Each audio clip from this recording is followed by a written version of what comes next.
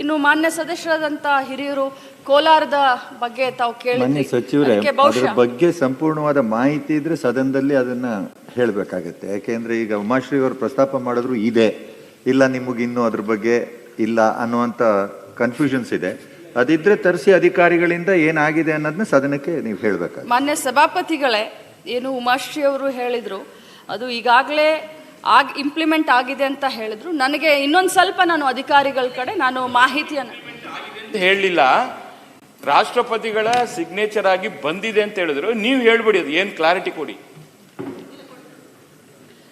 2016ರಲ್ಲಿ ಅನುಮೋದನೆ ಆಗಿದೆ, ಅದು ಪಾಲನೆ ಆಗ್ತಾ ಇದೆ ಅಂತ ಅಧಿಕಾರಿಗಳ ಕಡೆಯಿಂದ ಈಗ ನನಗೆ ಮಾಹಿತಿ ಲಭ್ಯ ಆಗಿದೆ. ಇದ್ರ ಬಗ್ಗೆ ನೋಡಿ, ಮೊದಲನೇ ಬಾರಿಗೆ ಮಂತ್ರಿ ಆಗಿದ್ದೀನಿ, ಬಹಳ ಉತ್ಸುಕತೆಯಿಂದ ಕೆಲಸ ಮಾಡ್ತಾ ಇದ್ದೀನಿ.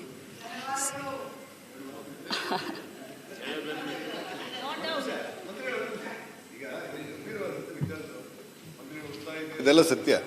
ಈ ಮಹಿಳಾ ಸಹಸ್ರನ ಮತ್ತು ಆ ತಿಪ್ಪೇಸ್ವಾಮಿಯವ್ರನ್ನೆಲ್ಲ ಕರೆದು ಒಂದು ಮೀಟಿಂಗ್ ಮಾಡಿ ಆ ಸಮಸ್ಯೆ ಪರಿಹಾರ ಮಾಡುವ ಶಕ್ತಿ ಇರುತ್ತೆ. ಯಾಕಂದರೆ ತುಂಬ ಹಿಂದುಳಿದ ಪ್ರದೇಶದಲ್ಲಿ ಇಂಥ ಅನಾಹುತಗಳಾಗಿ ಈ ಬಾಲ್ಯ ವಿವಾಹಗಳದಂಥ ಕೆಲವು ಪಿಡುಗಳೆಲ್ಲ ಪರಿಹರಿಸಲಿಕ್ಕೆ ಆಗದಿರುವಂಥ ಮಟ್ಟದಲ್ಲಿ ಕೆಲವಿದೆ. ಆದರೆ ನೀವೇನಾದರೂ ಇವತ್ತು ಹೇಳಿದ ಭಾರತಿ ಶೆಟ್ಟಿಯವರ ಉಮಾಶ್ರೀಯನ್ನೆಲ್ಲ ಕರೆದು ಯಾರು ಆಸಕ್ತಿ ಕರೆದು ಮೀಟಿಂಗ್ ಮಾಡಿದ್ರಿ ಈ ವಾರದಲ್ಲಿ, ನಮ್ಗೆ ಸಾಮಾಜಿಕ ಅದರಿಂದ ಅನ್ಯಾಯ ಆಗುತ್ತೆ, ನಿಮ್ಮ ಕೆಲಸ ಕೂಡ ಸ್ವಲ್ಪ ಆಗುತ್ತೆ. ಇವ್ರು ಕೇಳೋ ಪ್ರಶ್ನೆಗಳನ್ನ ಅಧಿಕಾರಿಗಳನ್ನ ಎದುರು ಕೂರಿಸಿ ಮಾತಾಡ್ಲಿಕ್ಕೆ ನಿಮ್ಗೆ ಸಚಿವ ಅಲ್ಲ ಆಗ್ಲಿ ಮುಗಿಸ್ತೇನೆ. ನೋಡಿ, ಶಿಕ್ಷಣ ಸಚಿವರು ಶಿಕ್ಷಣ ಸಚಿವರು ಬಂದ್ರಲ್ಲ, ಅದಕ್ಕೆ ನಾನು ಈಗ ಉಲ್ಲೇಖ ಮಾಡ್ತೇನೆ. ಸಂತ್ರಸ್ತರು ಯಾರಾದ್ರೆ ಇದ್ರೆ ಈ ನೇರ ಅವರನ್ನು ಎಚ್ಚರಿಸುವಂತ ಕೆಲಸ ಮಾಡ್ಲಿಕ್ಕೆ ಆಗುದು ಎಲ್ಲಿ? ಒಂದು ಪರಿಹಾರ ಬೇರೆ ಆಯ್ತು, ಒಂದು ಭಾಗ ಸರ್ಕಾರ ಒಂದೊಂದು ವಿಧದಲ್ಲಿ ಮಾಡ್ತಾರೆ. ನೀವು ಪರಿಹಾರ ನಂತರ ಮೊದಲ ಅಪರಾಧ ಆಗಬಾರ್ದಲ್ಲ, ಅವೇರ್ನೆಸ್ ಎಲ್ಲಿ ಮಾಡ್ಲಿಕ್ಕಾಗತ್ತೆ? ನಮ್ಮ ಶಿಕ್ಷಣ ಸಚಿವರು ಇಲ್ಲಿ ಕೂತಿದ್ದಾರೆ. ಇವತ್ತು ನೀವು 7th 8th 9th 10th ಈ ಸ್ಟ್ಯಾಂಡರ್ಡ್ ಮಕ್ಕಳಿಗೆ ಕಂಪಲ್ಸರಿಯಾಗಿ ವರ್ಷಕ್ಕೆ 3 ದಿನ ಈ ರೀತಿ ಕಾನ್ಫರೆನ್ಸ್ ಅನ್ನು ಜಾಗೃತಿ ಮೂಡಿಸುವಂತ ಇದನ್ನ ಮಾಡಿದ್ರೆ, ಅಲ್ಲಿ ಅವೇರ್ನೆಸ್ ಕ್ರಿಯೇಟ್ ಮಾಡುವಂತ ಕೆಲಸವನ್ನ ನಾವು ಅಲ್ಲಿ ಮಾಡಿದ್ರೆ ಖಂಡಿತ ಇದಕ್ಕೊಂದು ಬಗೆಹರಿಸಬಹುದು. ಒಂದು ಆಮೇಲೆ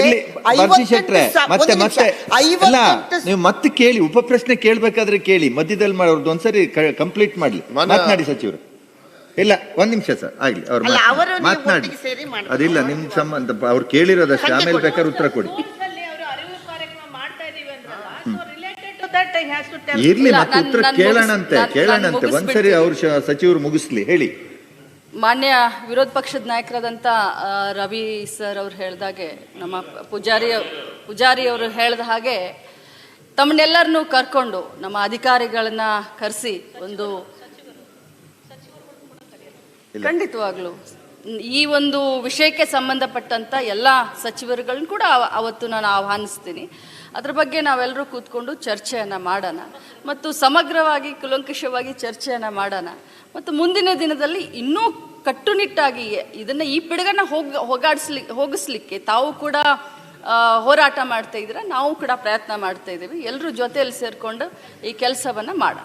ಸರಿ, ಈಗ ಇಲ್ಲ ಶರವಣ್ರೆ, ಸಭಾಪತಿಗಳೇ, ಒಂದು ಸಚಿವರೇ, ಇದಕ್ಕೆ ಸಂಬಂಧಪಟ್ಟಾಗೆ ಈ 4 ಜನವನ್ನು ಕೂರಿಸಿ ಈಗ ನೀವು ಹೇಳಿದಿರಿ ಮಂತ್ರಿಗಳನ್ನು ಕೂರಿಸಿ, ಯಾಕೆಂದ್ರೆ ಇದು ಪ್ರಶ್ನೋತ್ತರ ಅವಧಿ ಇಲ್ಲ ಸರ್, ಬೇಡ ಪ್ರಶ್ನೋತ್ತರ ಅವಧಿ ಇಲ್ಲ. ನೀವು ಕೂತ್ಕೊಳ್ಳಿ ದಯವಿಟ್ಟು, ಪ್ಲೀಸ್. ಇಲ್ಲ, ನೀವು ಕೂತ್ಕೊಳ್ಳಿ, ಬೇಡವೇ ಬೇಡ. ನೋಡಿ, ಇದ್ದಾಗ ನೀವು ಸೇರ್ಕೊಳ್ಳಿ ಅವ್ರ ಜೊತೆ. ಅವಕಾಶ ಕೊಡಬೇಕು. ಇಲ್ಲ ಆಗೋದಿಲ್ಲ, ನೋಡಿ ನೋಡಿ, ಹೇಳದ್ ಸ್ವಲ್ಪ ಕೇಳಿ. ಅವ್ರು ಏನ್ ಹೇಳಿದ್ದಾರೆ, ನಾನು ನಿಮ್ ಎಲ್ಲವರನ್ನು ಜೊತೆ ಕೂರಿಸ್ಕೊಂಡು ಇದಕ್ಕೆ ಏನು ಸೊಲ್ಯೂಷನ್ ಕಂಡುಹಿಡಿಬೇಕು ಅನ್ನೋದು ಹೇಳಿದ್ದಾರೆ. ಇದು ಈಗ ಹೋದ್ರೆ ಚರ್ಚೆಗೆ ಬೇಕಾದ್ರೆ ಕೇಳಿ, ಅರ್ಧ ಗಂಟೆ ಚರ್ಚೆ ಕೇಳಿ, ಅರ್ಧ ಗಂಟೆಗೆ ಬೇಕಾದ್ರೆ ಚರ್ಚೆ ಕೇಳಿ. ಇಲ್ಲ ಸರ್, ಇಲ್ಲ, ನಾನು ಸ್ವಲ್ಪ ಅರ್ಥ ಮಾಡ್ಕೋಬೇಕು ಸದಸ್ಯರು. ಇಲ್ಲ, ದಯವಿಟ್ಟು ಕೂತ್ಕೊಳ್ಳಿ, ಬೇಡ.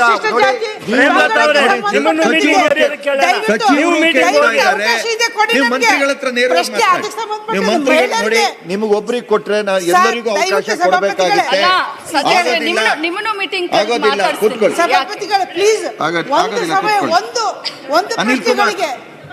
ಆಗೋದಿಲ್ಲ. ನೀವು ಮಂತ್ರಿಗಳ ಎಲ್ಲ ಸರ್, ನಾನು ಸರ್ ಸಚಿವರೇ, ನೀವು ಎದ್ದು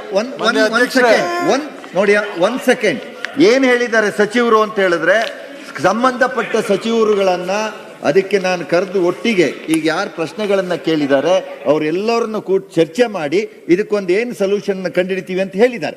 ಮತ್ತೀಗ ಒಂದು ಚರ್ಚೆ ಪ್ರಾರಂಭ ಆದ್ರೆ ಇದು ಪ್ರಶ್ನೋತ್ತರ, ಇನ್ನು 13 ಜನ ಇದ್ದಾರೆ, ಅರ್ಥ ಮಾಡ್ಕೊ. ಒಂದು 10 ಸೆಕೆಂಡ್ ಪ್ಲೀಸ್.